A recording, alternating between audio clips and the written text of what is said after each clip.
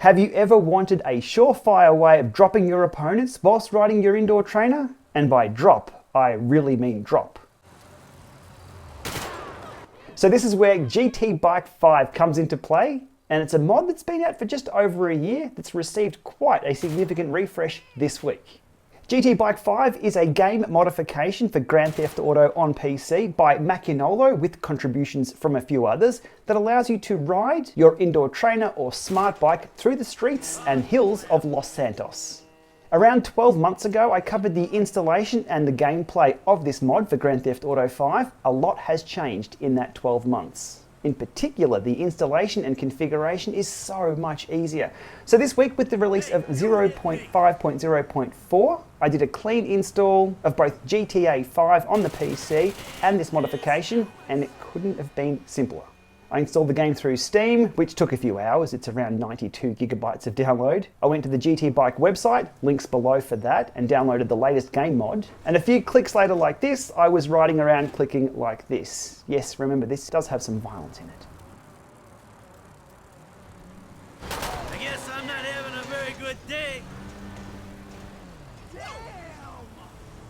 The quick summary of what's new this week before diving into all the details: there's now Bluetooth support with this modification, so if you have a power, cadence, heart rate sensor or more, I'll get into that in just a moment, you can connect those via Bluetooth to this game. Now there's no FTMS support over Bluetooth, so no trainer control. If you want smart trainer control for those gradients, you will need to use ANT+ FEC. Another significant update with this new release is hardware support for steering, and yes, the Elite Stellitzo Smart does work now with Grand Theft Bike 5. It's very, very cool. This is what I've been using today for all my testing. Also has support for Titan Labs stereo, as well as they had previous support, I think, in the last few versions for the Tacx BlackTrack steering device. Quite a rare device. You're more likely to find the Elite Stellitzo or the Titan Lab stereo out there. The next significant change with this update is the virtual speed calculation is no longer coming straight from the flywheel of the trainer.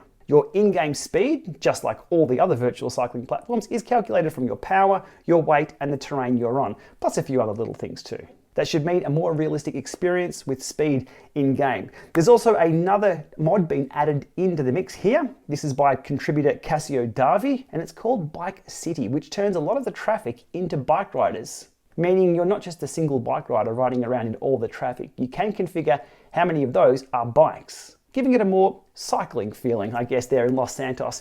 This update also includes riding bots, so you'll have company to ride with, and they're configurable, and there's lots more too. So let's dig into the changelog posted over on the GT Bike website.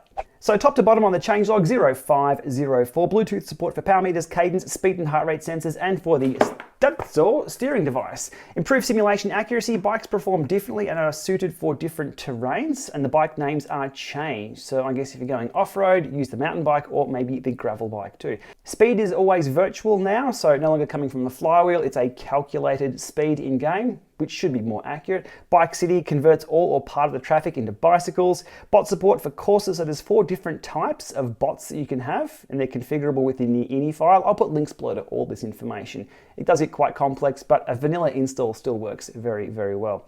There's a leaderboard for bot position, watts per kilo, energy and distance. It will take a screenshot of the activity summary once you've finished your ride, and from there down there's a number of fixes to the in-game dynamics. So once in-game, it's the F5 key to bring up all the details of this mod. And going through the courses here, it gives you a preview of all the predefined courses that you can select and ride in autopilot mode. There's a total of 36 of those, and always more being added.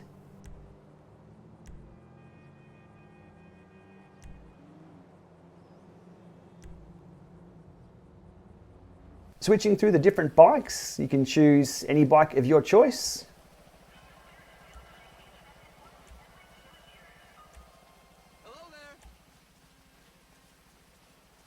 And by pressing the numpad 3 key, you can turn the HUD on and off as you like. My test ride of this update was around an hour in length today in the Llama Lab using the Stellitzo Smart and the Kickr 5, and all worked flawlessly. The steering with this is such a better experience. Previously you had to grab the keyboard and the mouse and ride your bike. It was a bit clumsy. Now you can just hold one hand on the handlebars and steer, and use the other to unleash some rounds. I know, it ain't cool. heaps of fun for the entire family. Okay, before wrapping this one up for today, a few answers to questions that always come through on this mod. First up, yes, you can upload your rides to Strava, as well as those screenshots. It is a manual process though, and there are multiplayer servers that are in testing. Now I recommend joining the GT Bike 5 Facebook group to be across all those details. I'll put links in the video description below. And the content you've seen here in this video today is just skimming the surface of what you can configure in the ini file. So if you're into tinkering, there's a lot more you can do with this mod. And before I go, it's a huge thanks from me to the developers and everybody behind the scenes with this little project.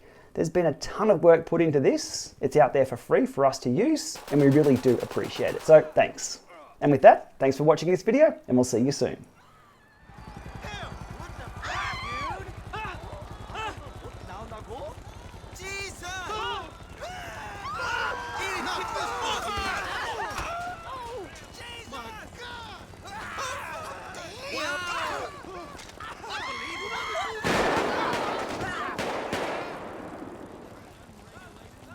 Help me!